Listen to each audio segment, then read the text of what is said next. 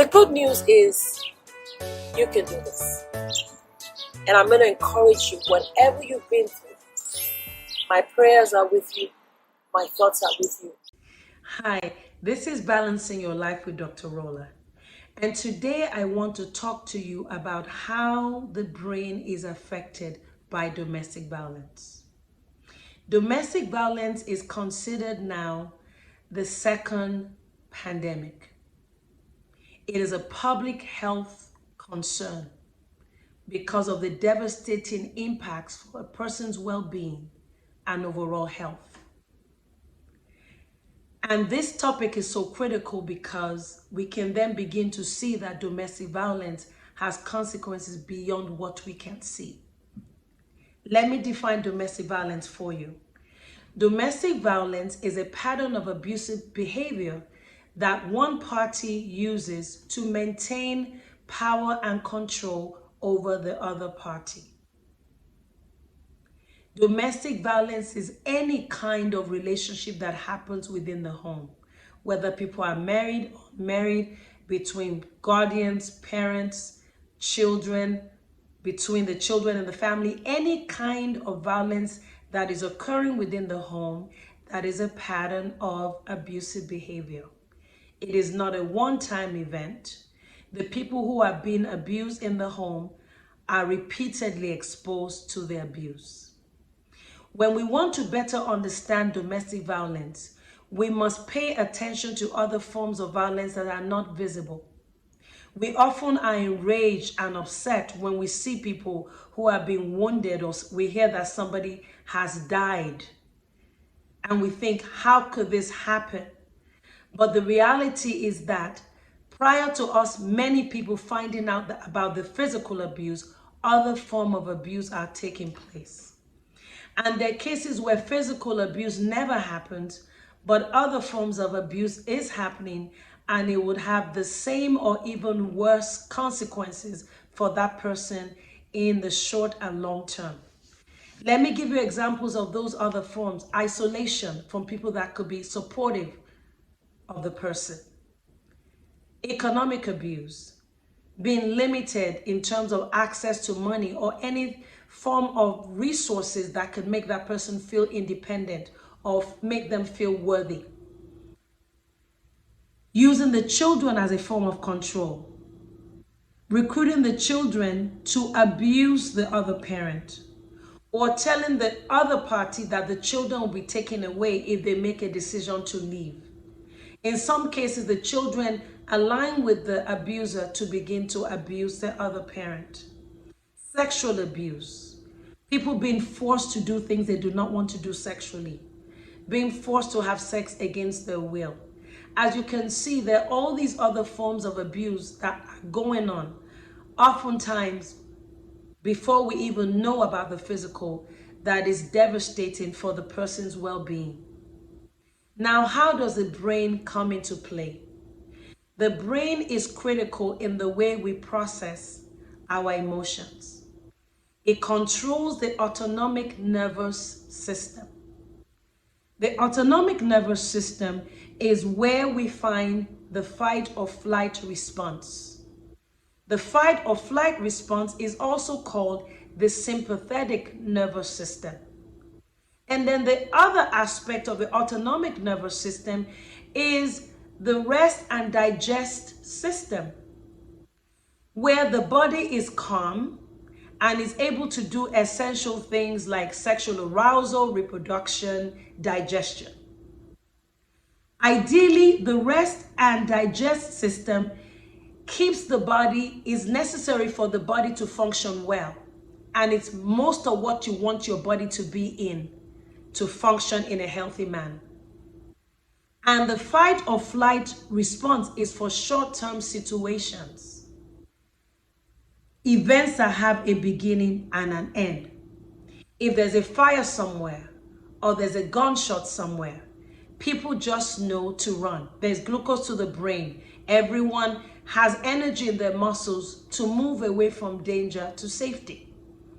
During these times, the focus of the person During fight or flight situations, the focus of the person is sharpened. That's why you remember your first kiss, where you were when 9/11 happened, or where you were when there was a January 6th insurrection. Because you are in a place of heightened awareness. And after a short time, that fight or flight response ends, and the body wants to go back to a place of rest and a place where it can function to be able to provide energy for those essential areas of our body. But when you are going through domestic violence, you are exposed to something that is unnatural for your body. If you know anyone that is going through domestic violence, because they have repeated exposures, the door is closed, they're in the house, which is meant to be safe, for many hours a day, and they are walking on eggshells. There's an emergency mode on a long-term basis. Domestic violence then causes that person's brain to be overactivated in the fight or flight response. So the focus that was sharp in those emergencies can no longer be sharp, because it's only meant to be sharp for those short times. It drops. The person's concentration and attention is somewhat impaired. It doesn't mean they can't remember their name or their autobiographical information. No, they're just not able to form their short-term emotions in a way that is positive. It becomes difficult to take in the full details of all that is going on with them. That is why when you speak with many victims of domestic violence, both those who are witnessing it and those who are directly receiving it, they may offer you information about what they're going through in a disjointed fashion, because the stress and the pressure in the environment is inhibiting the way that information is being stored. Also, it becomes difficult to make complex decision making in the time of heightened awareness. If there is fire in a place and you have to run away, you're not going to be able to look through a budget or reflect on what happened when you were growing up. Your main focus would be running away from danger. It is the same thing.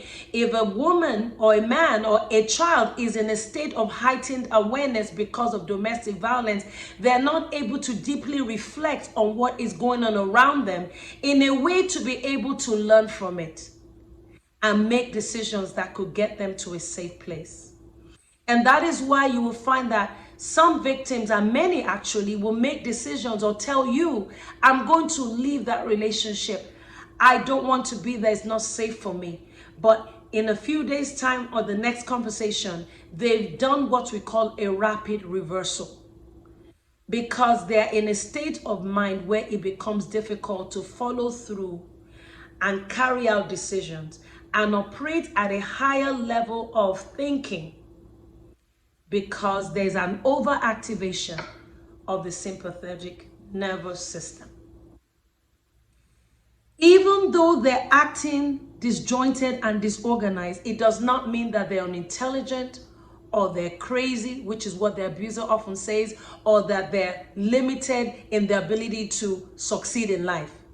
They're just in this devastating, unsafe emergency situation that is causing their brain to be overly active and making it difficult. And that is why every victim of domestic violence needs support. And most of the unfortunate judgments and comments we have made about the person going through has been a hindrance to helping them to make the decisions they need to make towards safety. We need to be there and know that if we're interviewing them with the abuser, they may not be able to give you all the information that is needed because of the consequences that could come their way if they divulge all the information. And that oftentimes, even when a victim leaves a domestic violence situation and they're now in a safe place, it takes a while for their brain to adjust to the reality that they're no more in an unsafe place. And now they can rest. Now they can digest. Now the sympathetic nervous system, the parasympathetic nervous system, can kick in, and they can begin to reflect and take in the reality of what they've been through, use those experiences in a way that is positive for them, and go back and be restored to the optimal level of functioning they had before the abuse started. That is why I am asking and pleading with everyone who is going through domestic violence or who knows somebody that we need to offer this support. We need to encourage them. We need to we need to see ourselves as partners in the journey of supporting them to get to safety.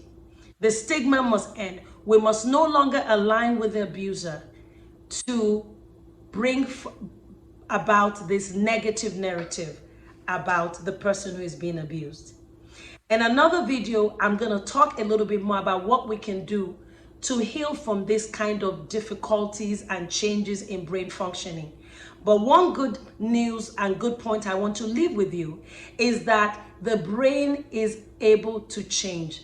The brain is plastic. There's plasticity in the brain. That person can heal. We're malleable creatures. We can adopt strategies, go through psychotherapy, relaxation, support systems that can change this negative function in the brain to positive. And I hope this has been a help to you. Leave a comment, leave a message.